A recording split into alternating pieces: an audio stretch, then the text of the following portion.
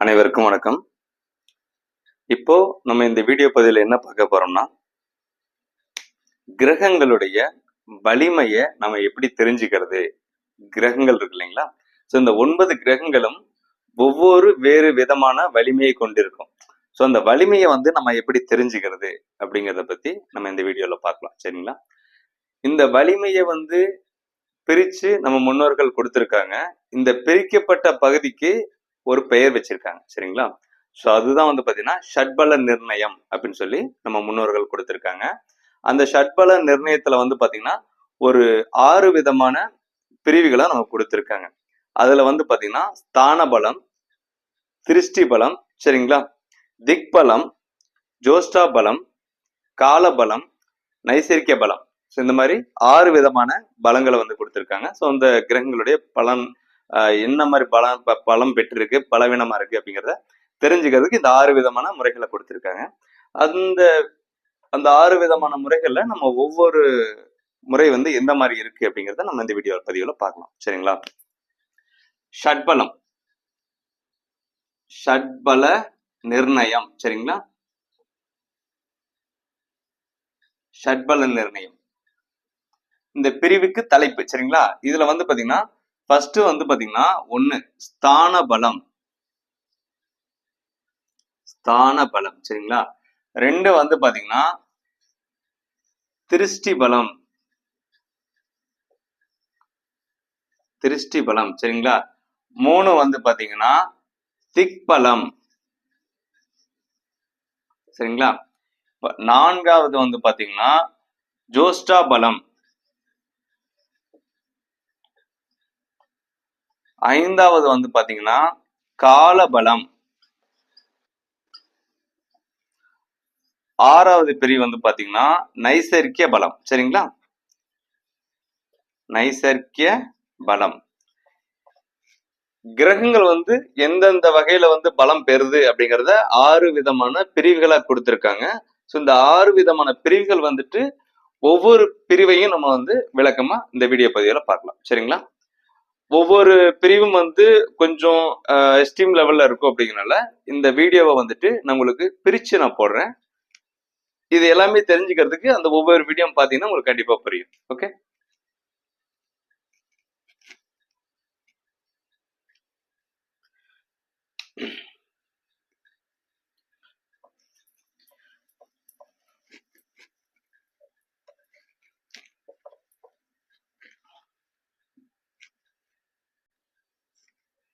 Okay.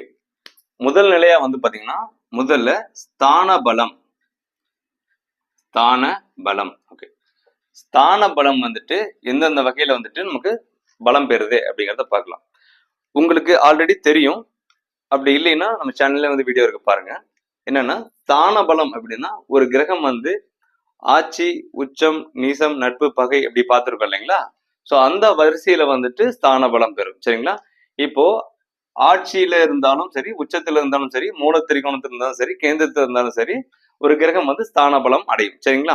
இப்போ ஆட்சியில இருக்கிற ஒரு கிரகம், சரிங்களா, இந்த இடத்துல செவ்வாய் ஆட்சி. சரிங்களா? செவ்வாய் ஆட்சி.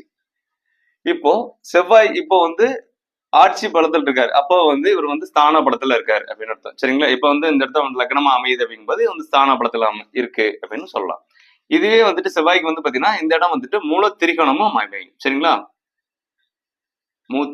மூல திரிகோணமும் அமையும். சரிங்களா? மூல திரிகோணமும் அமையும். அப்போ இந்த இடம் ஸ்தான பலம் பெற்றிருக்கு அப்படிங்கிறத நம்ம சொல்லலாம். இப்போ இதே செவ்வாய் பாத்தீங்கன்னா குருவுடைய வீட்டுல, சரிங்களா, குருவுடைய வீட்டுல இருக்காரு. இதே செவ்வாய் குருவுடைய வீட்டுல இருக்காரு. ஸோ அப்படிங்கும்போது உங்களுக்கு இந்த இடத்துல நட்புத்தன்மை பெறுது. சரிங்களா? அப்ப நட்புத்தன்மை பெறும்போது ஸ்தான பலத்துல இருக்காரு அப்படிங்கிறத நம்ம இந்த வீடியோல எடுத்துக்கலாம். சரிங்களா? அப்போ ஸ்தான பலம் அப்படிங்கிறது ஆட்சியில இருந்தாலும் சரி, உச்சத்துல இருந்தாலும் சரி, நட்புல இருந்தாலும் சரி, நம்ம ஸ்தான பலமா எடுத்துக்கலாம். சரிங்களா? ஓகே,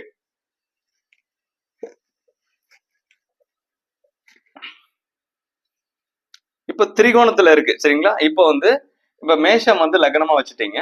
இப்போ பாத்தீங்கன்னா செவ்வாய் பாத்தீங்கன்னா திரிகோணத்துல இருக்காருன்னு வச்சுக்கோங்க. சோ இந்த இடத்துல இருக்காரு. சரிங்களா? செவ்வாய் சூரியனோட வீட்டுல சிம்மத்துல இருக்காருன்னு வச்சுக்கோங்க. இப்ப இந்த இடத்துல இருக்காரு. அப்போ திரிகோணத்துல இருக்கு இல்லையா? 1, 5, 9 திரிகோணம் அப்படிங்கிறது தெரியும் இல்லையா? ஸோ அப்ப இந்த இடம் வந்துட்டு 5ஆம் இடமா வரும். ஸோ அப்ப வந்து திரிகோணத்துல இருக்காரு. அப்ப வந்து இந்த இப்பயும் வந்துட்டு ஸ்தான பலத்துல இருக்காரு. செவ்வாய் வந்துட்டு பலமா இருக்காரு அப்படிங்கிற நம்ம எடுத்துக்கலாம். சரிங்களா? ஓகே. இப்போ இந்த இடம் வந்து மேஷம் வந்து லக்னம். அப்ப மேஷம் லக்னம் அப்படிங்கும்போது இதுல 7ஆம் இடம் வந்துட்டு அமையுது. 7ஆம் இடம் வந்துட்டு இப்போ 1, 4, 7, 10 இருக்கு இல்லைங்களா? ஸோ 1, 4, 7, 10 வந்துட்டு கேந்திரத்துல அமையும். ஸோ கேந்திரத்துல அமையும் போது இந்த இடத்துல வந்து செவ்வாய் பகவான் இருக்காரு. தன்னோட வீட்டை வந்து பார்வை செய்யறாரு. ஸோ பலத்துல இருக்காரு. தன்னோட வீட்டை பார்வை செய்யறதுல பலத்துல இருக்காரு அப்படிங்கறத நம்ம எடுத்துக்கலாம். சரிங்களா?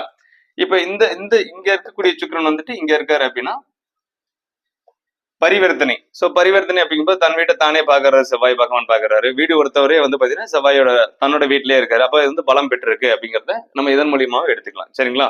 ஸ்தான பலம் அப்படிங்கிறது ஆட்சி, உச்சம், நட்பு வீடு, மூலத்திரிகோணம், மூலத்திரிகோணத்துக்கு அப்புறம் வந்து பாத்தீங்கன்னா கேந்திர தொடர்பு, திரிகோணம். ஸோ இது எல்லாமே வந்து பாத்தீங்கன்னா ஸ்தான பலத்துக்கு உண்டான விதிமுறைகள் அடங்கும். சரிங்களா?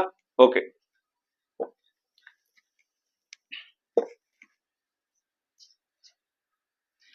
இப்போ ஸ்தான பலம் வந்துட்டு அந்த லக்னம் பெறக்கூடிய பலம் அப்படிங்கிறத இதுல வந்து தெளிவா தெரியும் உங்களுக்கு. சரிங்களா? ஒரு ஸ்தானம் பலம் பெற்றிருப்பது ஸ்தான பலம்.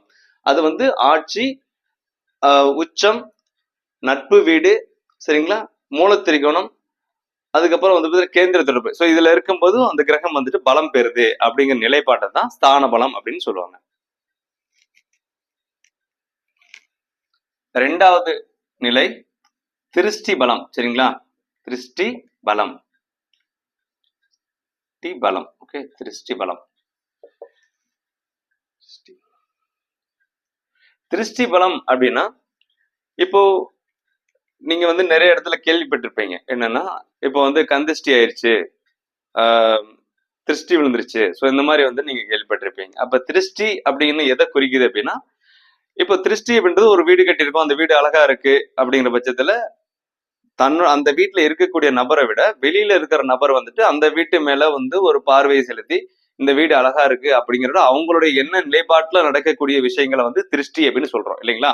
அப்ப திருஷ்டின்னு என்ன? பார்வை என்று பொருள். திருஷ்டினா பார்வை அப்படிங்கிறத புரிஞ்சுக்கணும். சரிங்களா?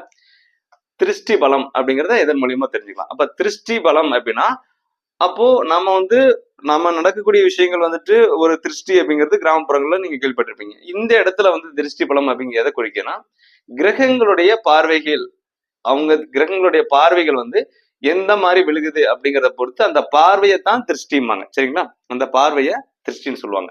இப்ப உதாரணத்துக்கு வந்து பாத்தீங்கன்னா இதே மேஷ லக்னமே வச்சுக்கோங்க. ஸோ இங்க வந்து செவ்வாய் வந்து லக்னக்காரகர் லக்னத்திலே இருக்காரு. சரிங்களா? ஓகே, லக்னக்காரகர் லக்னத்திலே இருக்காரு. ஸோ இப்போ செவ்வாய் வந்து பாத்தீங்கன்னா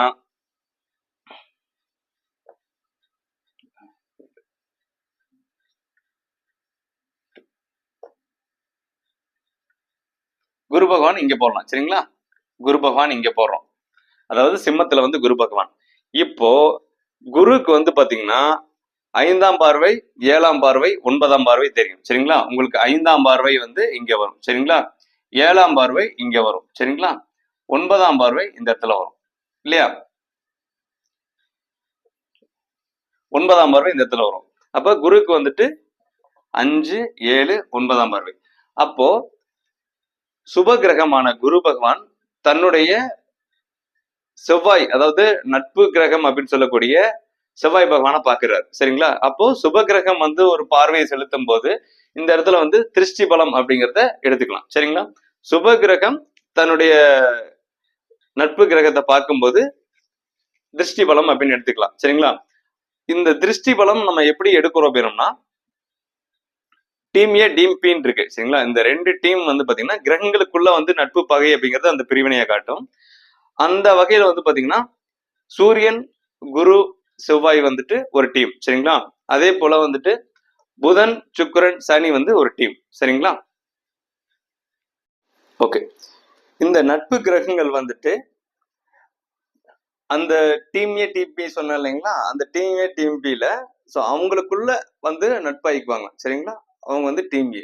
டீம் பில வந்துட்டு புதன், சுக்கிரன், சனி இவங்களுக்குள்ள வந்து நட்பாயிப்பாங்க. சரிங்களா? ஸோ அவங்களுக்கு வந்துட்டு பிரச்சனை இருக்காது. ஸோ அவங்களுக்குள்ள நட்பு ஆகும்போது வந்து பாத்தீங்கன்னா இந்த மாதிரி தொடர்பு பெறும்போது வந்து திருஷ்டி பலம் அப்படிங்கிற ஒரு நிலைப்பாடு வந்து ஏற்படும். சரிங்களா? ஓகே.